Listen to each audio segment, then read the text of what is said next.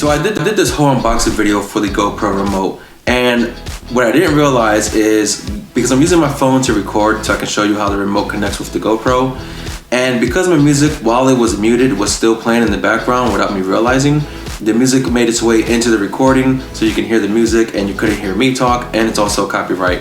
So I can't do an unboxing for you guys because I already unboxed it, but I can show you what it comes with. You get this like box with the stuff in it, you get paperwork, you get a USB-C to USB-A charger. In my opinion, I think GoPro needs to start using USB-C to USB-C. A lot of phones are doing that now, so that's just my opinion. And you also, of course, get the remote with the wrist strap. And I mentioned in the video that the wrist strap is a pain. Well, it was a pain in the ass to put on. I ended up dropping the remote a couple of times trying to get the wrist strap to work. But I did also talk about, you know, when you connect the GoPro remote to the camera, it takes like maybe 2 or 3 seconds to recognize. It doesn't take long at all. Very quick connection. Supposedly, it uses a lower frequency to save battery life. Not in the way to reduce the distance for you to use the camera, but it is some kind of connection they use to reduce battery life. I don't remember exactly what it was, but all you need to know is that it saves battery life and it still has a good range of use. I don't remember the exact range of use, but I would definitely put that in the video somewhere here. I also talked about why you would get this remote as compared to the last one. Now, one thing is, I believe the last one is still the same price as this one.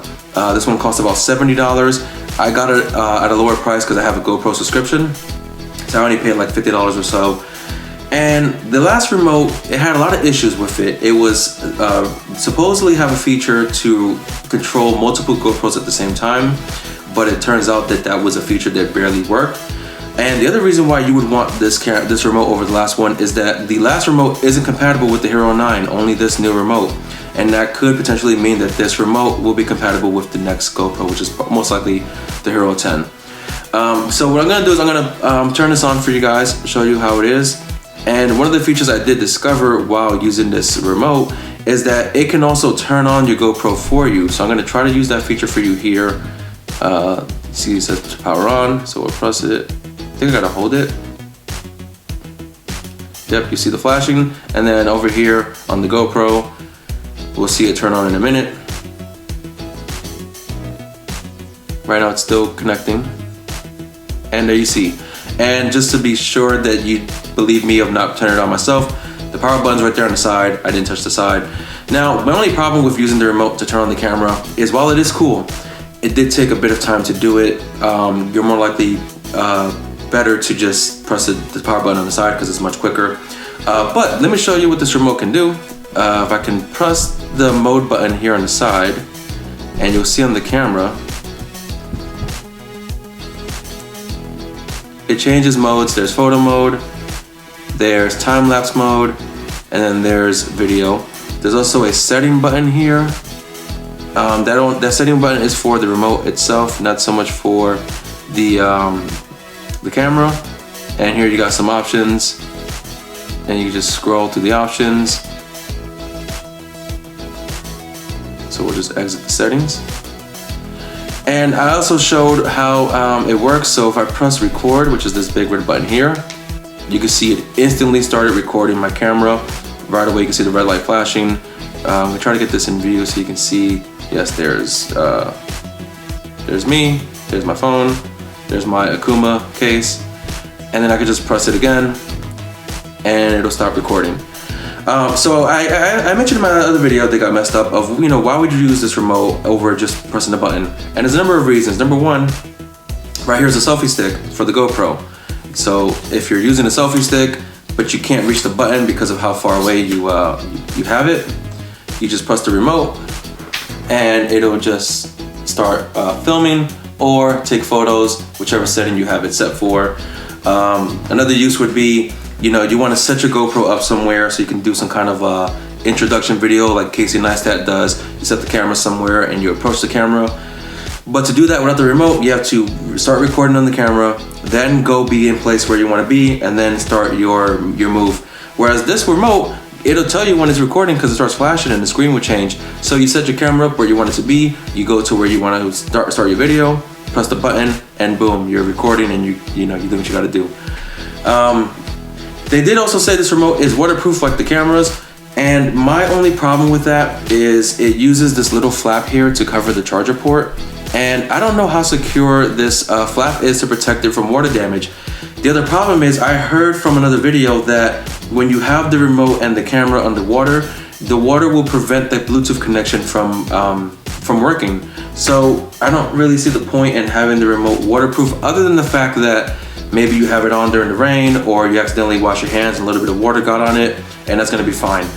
But no, I don't recommend you diving with this underwater, just because not only do I not trust that flap to protect it, but it's also not going to work underwater anyway. So another use for the remote is, let's say you have your camera on your chest, or with the chest mount, or on your head with a head mount, or you have it on your shoulder with like the clip or the bag. Actually, here's a clip right here. You can put it on your shoulder, you can put it on anything. And then here is a head mount, so you can put it on your head. So when you're using one of these devices, you won't be able to see the screen to make sure it's recording, and that's where this remote comes in place. So I did test it out right here with a couple of things. I am going to try out some other features, such as like a POV. So we're gonna go and do that right now. So yes, it is very silly to have your camera on your head, I know. But if I press record, which I can from up here, I won't be able to see if it's recording or not, or if I keep walking with it and for a while, I won't know if the camera turns off or if it stops recording. So I just take the remote, and then it's recording, as you can see here, and as you can see on the remote, it's recording. You can see the status right there. It is showing me, you know, how many seconds are passing. So this will get you the POV shot that you want. Same thing with the clip, if you have it like on your shoulder. My GoPro book bag actually has a mount on one of the straps as well. So same concept, you know, you put it there, you know, you clip this somewhere else, or if you set your tripod up somewhere, you would then have footage of what you want to look at or with it, what you want to record, and you also will be able to see it because of this remote here.